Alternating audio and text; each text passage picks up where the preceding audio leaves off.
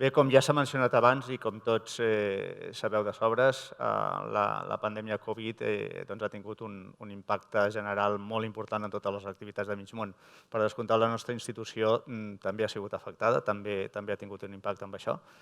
I per aquest motiu ja des de ben al principi es va decidir muntar un grup de treball important per intentar mitigar els efectes de la pandèmia i intentar adaptar la nostra institució perquè pogués funcionar millor.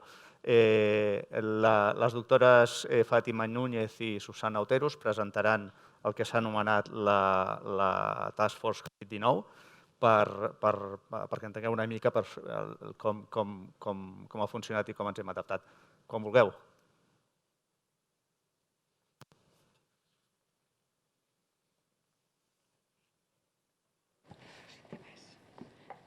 Pasador.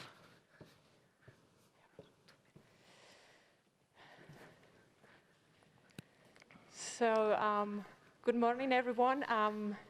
There's a change of language. We've been asked to do this in English just now because we know that our invited speaker is connected already. So it would be lovely for him to be able to understand what we're talking about, especially since I think this is an initiative that we are very proud of, and as I said before in my previous talk, is what we consider to be a little jewel of ingenuity, I would say, an adaptation. Those are two words that have come up a few times during our presentations in front of the COVID-19 pandemic in this institution.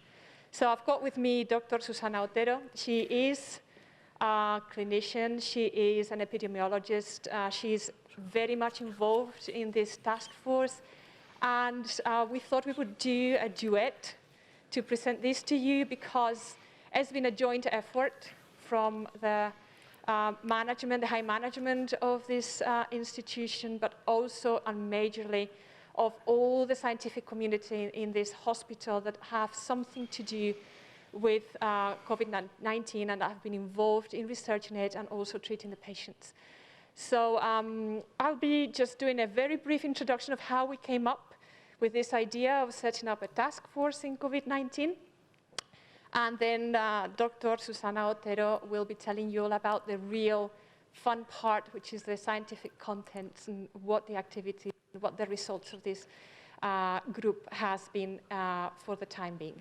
So just to start, it's been a weird time, it's been a difficult time, a challenging time. I remember thinking, that maybe everything would be stopped when all this started and being a bit scared about it. But really what we've seen is that in this institution, nothing has stopped. On the contrary, people have worked harder than ever at the clinical level, at the research level, at the managerial level. It's been a challenge and I think we've rised up to it very nicely. And just to give an example of things that we've done, we've worked very hard with our international alliances to try and find solutions for COVID-19. We've been coordinating with the rest of the Catalonian research institutes in order to be aligned and to be stronger and to be much more competitive in responding to these. We've done all sorts of studies of economic impact. We've really worked really hard to be able to adapt to this and to produce something that is worthwhile. And today, as I was saying, it's about concentrating on one of these initiatives, which I think, as I said, it's a little treasure that we've managed to set up together. What happened when the first wave came? What happened is that actually this hospital, this campus became the centers, a center of reference, one of the centers of reference for COVID-19. We saw a huge number of COVID-19 patients, and we actually had the highest number of ICU patients of all the hospitals. I think it's at the Spanish level. We were dealing with an unpredictable environment. I don't know if you remember that. We didn't know what was going on, really. It caught us by surprise. But one thing that happened is that research activity started to happen. It started to happen very fast, and that was very good. People really wanted to know what was going on in research. And there was also a great effort from everybody, as I said, in terms of wanting to put all their brains, if you want, and their muscle behind this and trying to beat it. that was the good part. The bad part, when we were in the middle of it, is that we realized that probably all these efforts were not very coordinated. The alignment was somewhat lacking. We were all in our houses or here, and communication wasn't extremely good. And we saw that we were really needing some sort of clear objectives that would help us gather our thoughts and work together aligned to get better results. And I don't know if you remember, there was this time after the first wave in which we maybe were able to take a small breath and reflect, and we decided that these objectives that we were needing, these ones I have here, we needed to work on some sort of structure that was agile, that was flexible, that allowed us to respond better the next time that this happened, which is now, we were already living that. We needed some sort of repository of knowledge so that all the things that were being done weren't lost. We needed to be able to come together and agree on the best way of use the multiple resources that we have at our hand here in Vall d'Hebron and use them in the best possible way. We needed to promote an environment of collaboration that, as a whole, not just individual groups or individualities. We needed mostly to prevent duplication of efforts. The feeling we had is that many people were doing more or less the same thing, and we were just wasting resources. Also, there was a grave occasion at that time that having the amount of specialists, of people that are very good at researching and treating patients in COVID here, we should have a unified voice trying to help the policymakers, the authorities, in taking the best decisions possible. And we needed something that allowed us to have that unified voice and also to make visible all this that was happening here to the outside world. With these objectives in mind, we decided to create what we've called this COVID-19 Vall d'Hebron COVID-19 Task Force. And that was the sort of the birth of it. Now some time has happened. We started with it in July.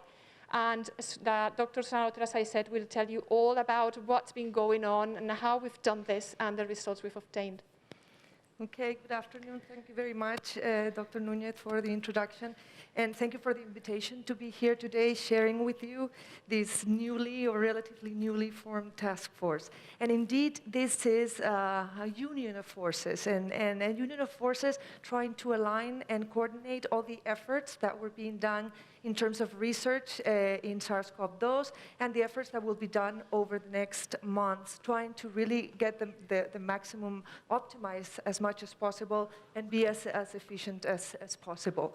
So in this slide, you can see the global structure of this task force. So there's a scientific coordination, which is held by the steering committee. We will see more later on the composition of the steering committee. There's a technical coordination under the direction of Dr. Nuñez.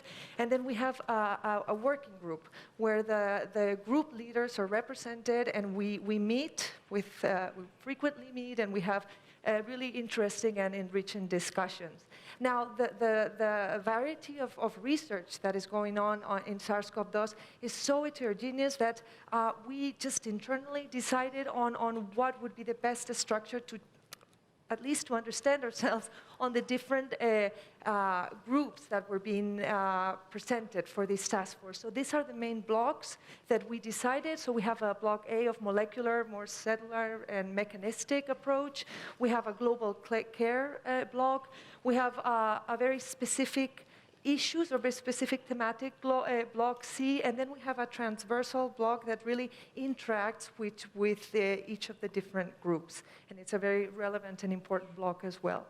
So here you can see the composition of the steering committee. All of it are well-known, very well-known professionals to you, and it is composed of the leaders of each of the subspecialties that have been more directly impacted by the COVID pandemic. So we have Dr. Campins, which is the leader of the Epidemiology and Preventive Medicine Department, Dr. Pumarola from the Microbiology Department, Dr. Almirante from the Infectious Disease Department, Dr. Ferret from the Clinical Care Unit, critical care unit, Dr. Ferrer from the pneumology unit, Dr. Puyol from the immunology unit.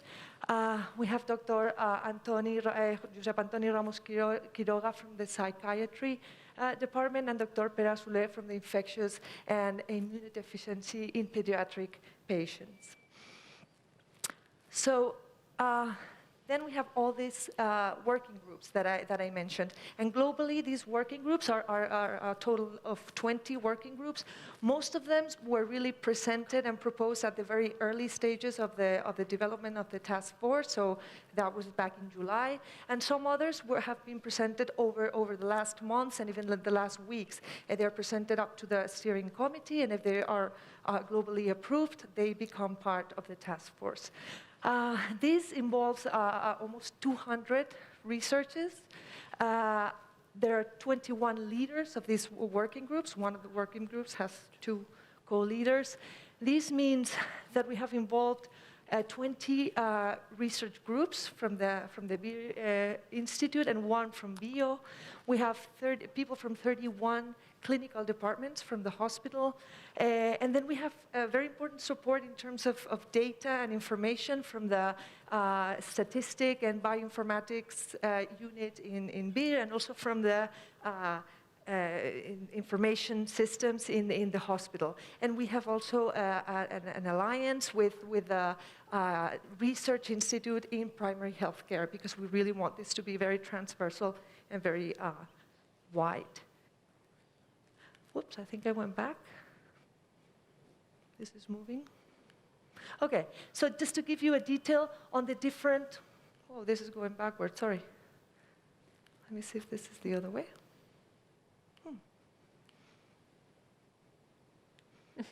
Sorry, I'm making this. Magic. Okay, I think I got it now. Okay, so just to give you a general view of the different working groups. In this block A, molecular, cellistic, and mechanistic, we have groups dealing with the immunologic profile, with genetic therapy, with microorganism and host interactions, and with the renin, angiotensin, and aldosterone system.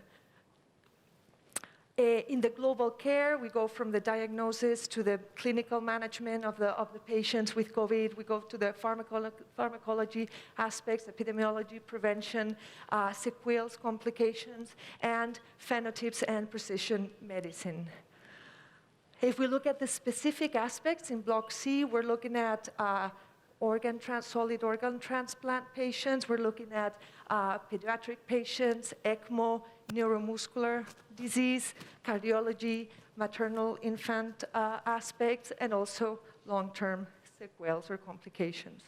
And finally, this transversal block that is really helping and supporting each of the different groups, which would be all the data harmonization and all the data analysis, metabolomic studies and medical image studies, mental health, and all the biobank that is already also being set up, all the biobank support. All this information is very well gathered in the web page that is available and open, and I will really invite you to take a look at it. It's within the Vall web page, specifically in the section of coronavirus, and there you can go into research and you will find all the information of the task force. And it's in this web where it's also channels all the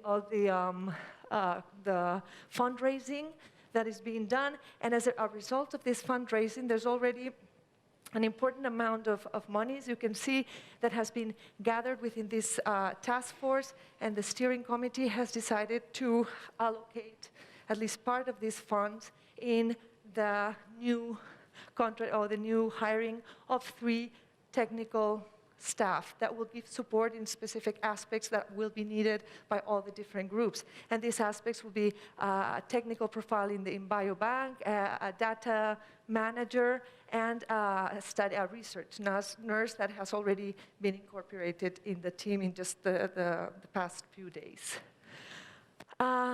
Important is that it has not only been coordinating ourselves and trying to organize ourselves, but there's also important results that have been produced over the past weeks and the past months. And here's an example of all the projects that have been granted in different calls, different competitive calls, and you can see that we have achieved an important amount of funds in these 8 different projects. Also important activity in terms of clinical trials, both in potential therapies for SARS-CoV-2, but also vaccines. And these, some of them are, or most of them are already ongoing. Some of them are already finished, and there will be more coming up in the next months. And probably this is just the last slide, probably the most important slide, which is the final scientific production, so the final publications. And as you can see over the past months, there has been an important impact of researchers belonging to the task force that have been able to participate in publications in really important scientific journals with high impact factor, as you can see in the slide. And with this, I think I would be finished. Thank you very much. Thank you. Thank you. Thank you very much for such a wonderful presentation.